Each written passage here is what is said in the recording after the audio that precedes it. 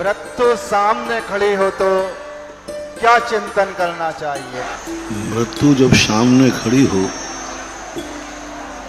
तो हमें अपने अगले जन्म की तैयारी करना चाहिए,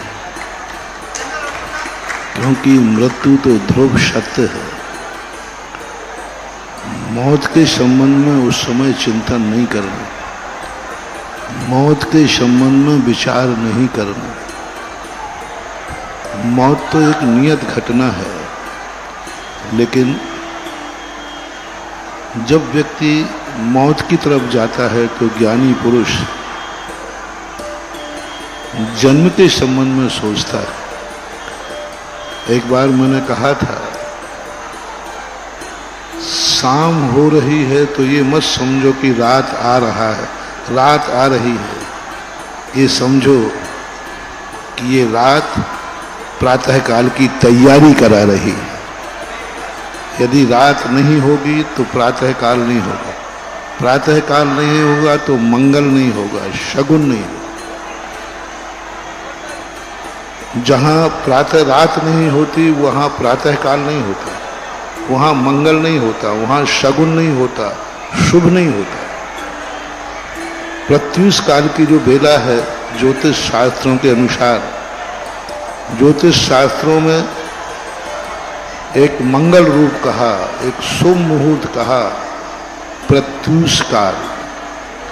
और प्रत्युष काल जो होता है वह उन्हीं देशों में होता है जिन देशों में रात होती है।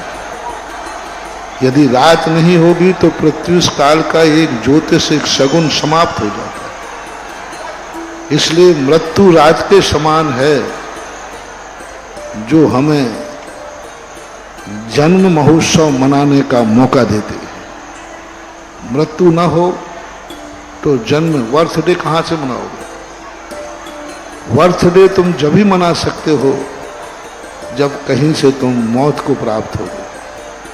इसलिए मौत जब सामने दिखे तो बर्थडे की तैयारी करना चाहिए कि अब मुझे एक जन्मदिन मनाने का मौका मिलेगा।